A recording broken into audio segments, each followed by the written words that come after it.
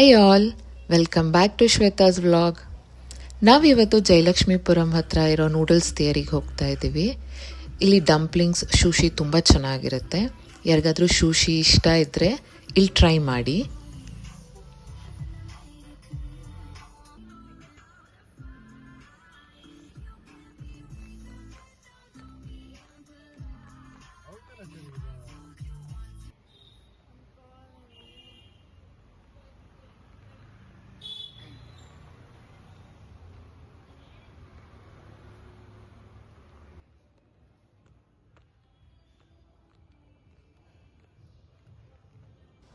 Ground ಫ್ಲೋರಲ್ಲಿ pizza shop ಇದೆ, first ಫ್ಲೋರಲ್ಲಿ noodles theory ಇರೋದು.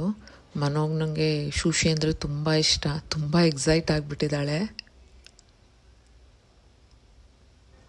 ನಾವು ಕೂರ್ತಿದ್ದ ಹಾಗೇ ಸಪ್ಲೈಯರ್ ಬಂದು ನಮಗೆ ಒಂದು ಆಫರ್ ಕೊಟ್ಟರು. ನಾವು ಇದು ತಿಂದು ಹೋಗೋ ಗಂಟ ನಾವು ಮೊಬೈಲ್ ಯೂಸ್ ಮಾಡಿಲ್ಲ ಅಂದರೆ 10% ಡಿಸ್ಕೌಂಟ್ ಅಂತ ಹೇಳಿದ್ರು.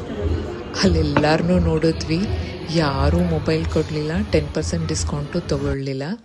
ನಮ್ಮ ಪಕ್ಕದವ್ರು ಮಾತ್ರ ಒಂದು ಫ್ಯಾಮಿಲಿ ಮೊಬೈಲ್ನೆಲ್ಲ ಅವ್ರಿಗೆ ಸರೆಂಡರ್ ಮಾಡಿ 10% ಡಿಸ್ಕೌಂಟ್ ತೊಗೊಂಡ್ರು. ನೋಡಿ, ಈಗ ಯಾರೂ ಮೊಬೈಲ್ನ ಬಿಟ್ಟು 5 ನಿಮಿಷನೂ ಇರಲ್ಲ ಅಂತ ಹೇಳ್ತಾರೆ.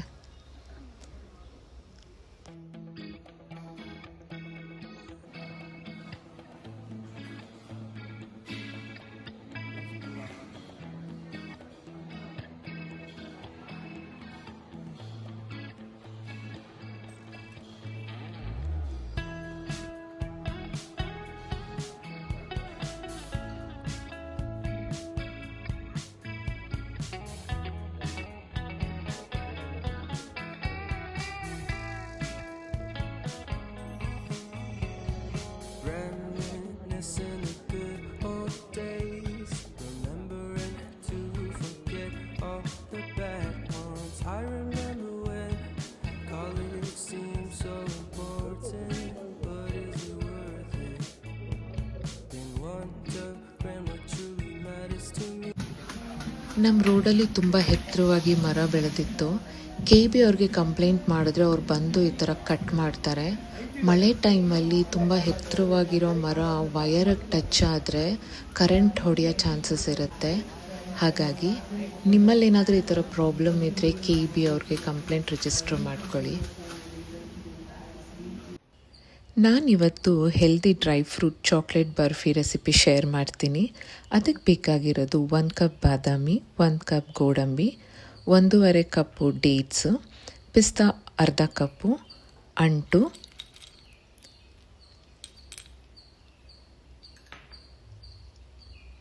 ಪೀನಟ್ ಬಟರು, ನೀವು ಯಾವ ಬ್ರ್ಯಾಂಡಾದರೂ ತೊಗೊಬೋದು, ಮತ್ತು ಡಾರ್ಕ್ ಚಾಕ್ಲೇಟು.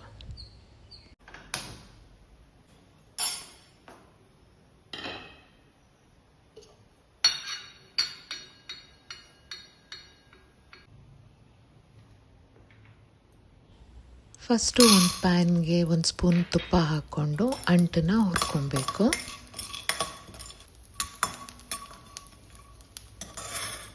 ಅಂಟು ಈ ಥರ ಪಾಪ್ಕಾರ್ನ್ ರೀತಿ ಹರಳಬೇಕು, ಇಲ್ಲ ಅಂತ ಅಂದರೆ ಅದು ನೀಟಾಗಿ ಗ್ರೈಂಡ್ ಆಗೋದಿಲ್ಲ. ನೀವು ನೀಟಾಗಿ ನುಣ್ಣಗೆ ಮಾಡಿಲ್ಲ ಅಂತ ಅಂದರೆ ತಿನ್ನೋಕ್ಕಾಗೋದಿಲ್ಲ, ಎಲ್ಲ ಗಟ್ಟಿ ಗಟ್ಟಿ ಇರುತ್ತೆ. ಅದೇ ಪ್ಯಾನಲ್ಲಿ ತುಪ್ಪ ಎಕ್ಸ್ಟ್ರಾ ಆ್ಯಡ್ ಮಾಡ್ಕೊಳ್ಳೋದು ಬೇಡ. ಬಾದಾಮಿ ಮತ್ತು ಗೋಡಂಬಿ, ಪಿಸ್ತಾ ಎಲ್ಲನೂ ಹುರ್ಕೊಬೇಕು. ಹೀಗೆ ಹುರ್ಕೊಳ್ಳೋದ್ರಿಂದ ಹಸಿ ವಾಸನೆ ಹೋಗುತ್ತೆ ಮತ್ತು ಒಂಥರ ಕ್ರಿಸ್ಪಿಯಾಗಿರುತ್ತೆ, ಟೇಸ್ಟ್ ಕೂಡ ಚೆನ್ನಾಗಿರುತ್ತೆ.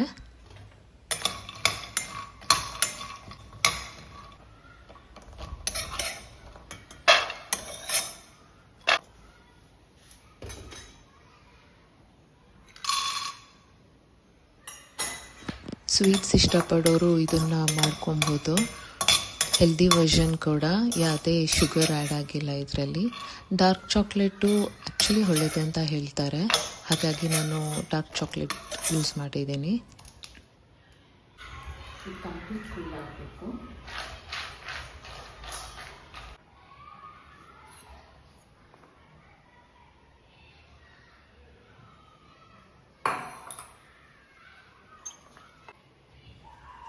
ಈ ಥರ ಬೇಕಿಂಗ್ ಟ್ರೇಗೆ ತುಪ್ಪ ಸವರಿಟ್ಕೊಳ್ಳಿ.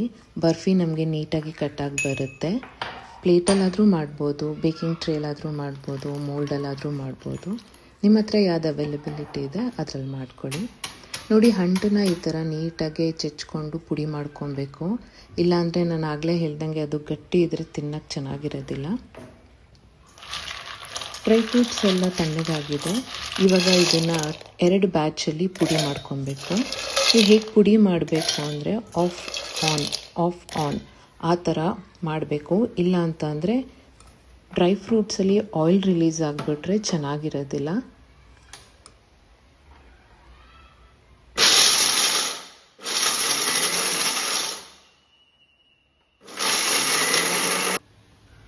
ನೋಡಿ, ಈ ಥರ ಪುಡಿ ಮಾಡ್ಕೊಬೇಕು. ಇದರಲ್ಲಿ ಆಯಿಲ್ ರಿಲೀಸ್ ಆಗಿಲ್ಲ.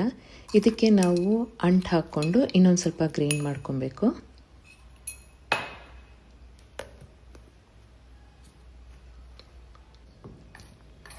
ಸಾರಿ, ನಾನು ಡೇಟ್ಸ್ನ ಮಿಕ್ಸ್ ಮಾಡಿರೋದನ್ನು ನಾನು ಶೂಟೇ ಮಾಡಿಲ್ಲ.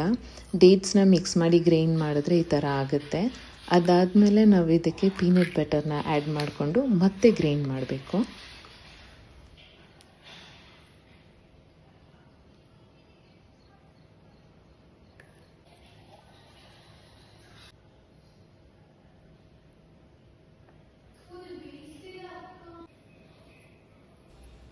ನೋಡಿ, ಈ ಥರ ಆಗುತ್ತೆ. ಈಗ ಇದನ್ನು ಟ್ರೇಗೆ ಟ್ರಾನ್ಸ್ಫರ್ ಮಾಡಿಕೊಂಡು ನೀಟಾಗಿ ಫ್ಲ್ಯಾಟ್ ಮಾಡ್ಕೊಳ್ಳಿ.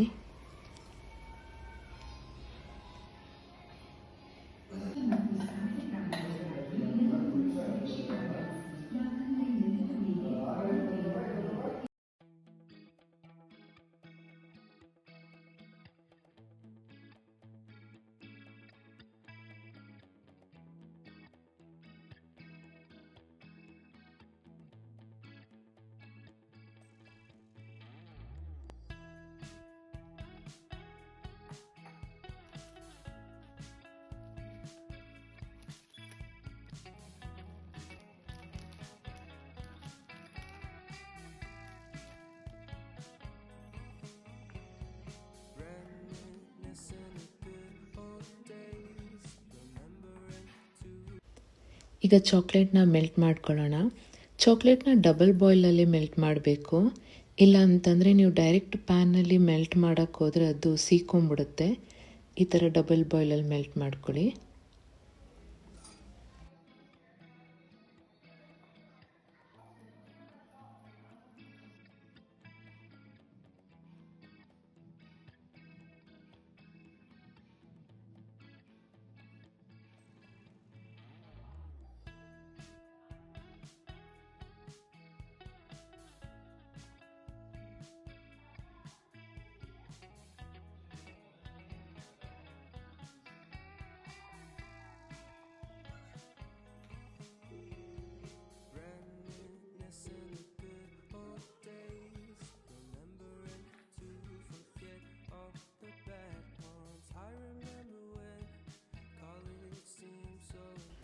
ಚಾಕ್ಲೇಟ್ನ ಈ ಥರ ನೀಟಾಗಿ ಸ್ಪ್ರೆಡ್ ಮಾಡಿಕೊಂಡು ರೆಫ್ರಿಜರೇಟಲ್ಲಿ ಅರ್ಧ ಗಂಟೆ ಸೆಟ್ಟಾಗಿ ಬಿಟ್ಬಿಡಿ.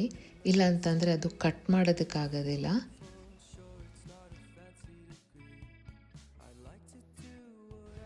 ಶೂಟ್ ಮಾಡೋ ದಿನ ಕೆಲಸ ಎಲ್ಲ ಲೇಟಾಗಿಬಿಡುತ್ತೆ.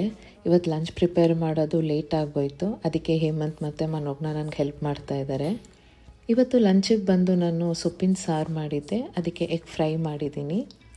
ಮತ್ತು ಸ್ವೀಟ್ ಪೊಟ್ಯಾಟೊ ಅಂದರೆ ಗೆಣಸು, ಅದನ್ನು ಉಪ್ಪು ಮತ್ತು ಬೆಲ್ಲ ಹಾಕಿ ಬೇಯಿಸಿರ್ತೀನಿ.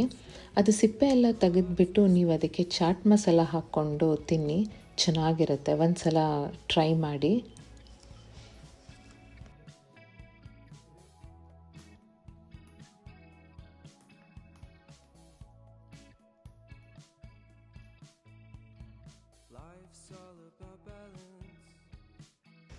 ಐ ಹೋಪ್ ಈ ವ್ಲಾಗ್ ನಿಮ್ಗೆ ಇಷ್ಟ ಆಗಿದೆ ಅಂತ ಅಂದ್ಕೊತೀನಿ.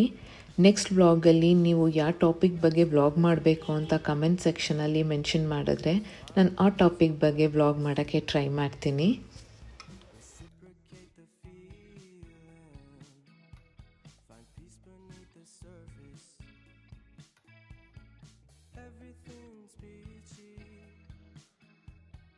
Everything's peachy. Split personality. Sometimes sour, sometimes sweet. And M. Night Shyamalan story called Everything's Peachy. Can we just skip straight to the plot twist, please?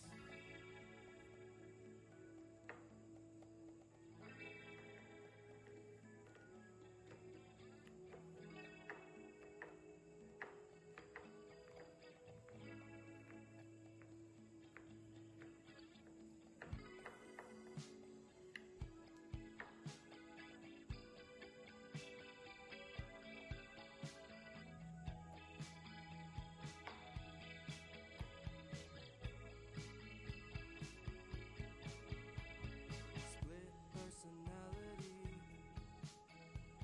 Sometimes sour, sometimes sweet.